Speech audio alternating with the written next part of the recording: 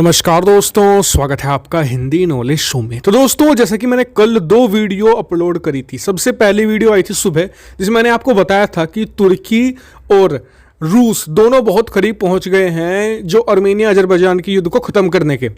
लेकिन शाम होते होते खबरें बदल गई। शाम होते होते खबरें ये आई कि जो अजरबैजान की सेना है वो अर्मेनिया के जो नारगो कराबाख राज्य है एक तरीके से, जिसके लेकर पूरा ये विवाद है, उसकी राजधानी से कुछ ही किलोमीटर दूर खड़ी है और जो राजधानी है स्टेपनकार्ट, उसको कब्जाने की तैयारी शुरू कर दी थी।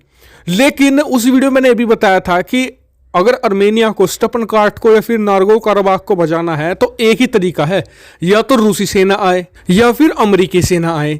सिर्फ यही 2 सेना है जो इस युद्ध को फिलहाल रुकवा सकते हैं, वरना इस दुनिया में फिलहाल कोई और, या ना तो यूनाइटेड नेशन या ना तुर्की ना कोई भी देश इस युद्ध को रुकवा सकता था, क्योंकि अब ये युद्ध नाक की लड़ाई बन गया था दोनों देशों के लिए। और तीसरी चीज ये हो रही थी कि रूस की बहुत ज्यादा भद पिट रही थी, क्योंकि रूस ने कमिटमेंट दे रखी थी अर्मेनिया को कि कोई भी देश अगर आप पर हमला करेगा तो हम के लिए सपोर्ट के आएंगे।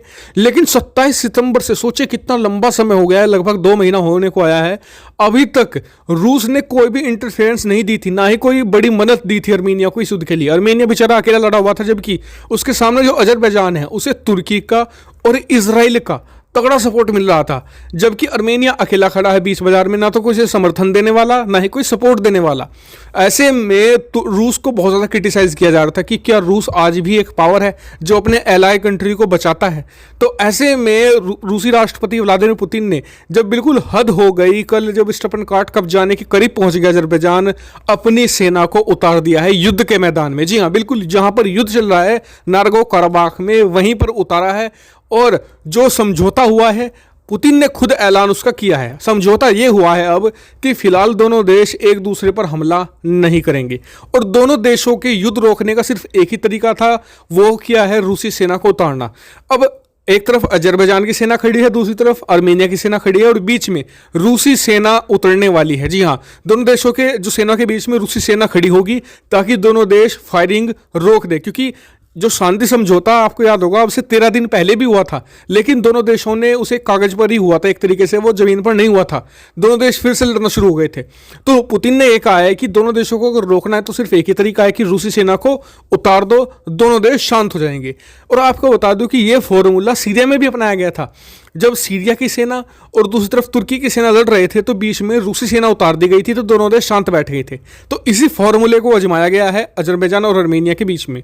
वहीं अर्मेनिया ने कहा है कि ये फिलहाल के लिए तो ठीक है, लेकिन जो हमारे कब्जाए गए इलाके हैं उनका क्या होगा। तो फिलहाल इस पर कोई भी क्लैरिफिकेशन नहीं आया है। मुझे नहीं लगता कि अजरबैजान वापस देगा अर्मेनिया के उन इलाकों को, क्योंकि रूस का इतना तगड़ा सपोर्ट अब अर्मेनिया को नहीं मिलने वाला है। क्योंकि रूस चाहता है कि वो अब तुर्की के साथ मिलकर और चीन के साथ मिलकर एक बड़ा गठबंधन बनाए, क्योंकि जो बाइडेन ने सारे समीकरण बदल दिए हैं। अगर ट्रंप आते सत्ता में तो शायद दोनों देश लड़ते भी रहते, लेकिन अब उन्हें पता है कि उन्हें एकजुट होना ही होगा।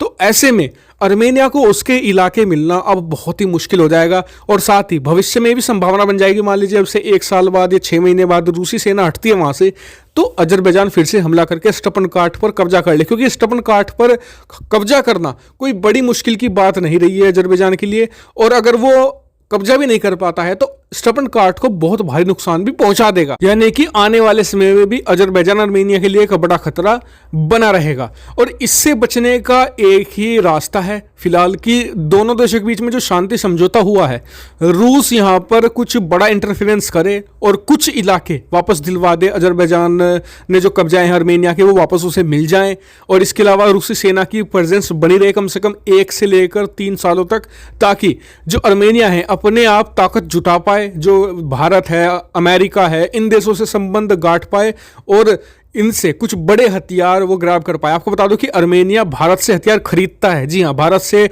स्वाति रडार खरीदा था पिछले साल अर्मेनिया ने, ताकि भारत का इन्फ्लुएंस बने अर्मेनिया में और अर्मेनिया और ताकतवर हो। और मोस्ट लाइकली बहुत ही बड़े हथियार भारत के भी खरीद सकता है अर्मेनिया, क्योंकि अर्मेनिया आजकल भारत के बहुत ज़्यादा क्लोज आते जा रहा है।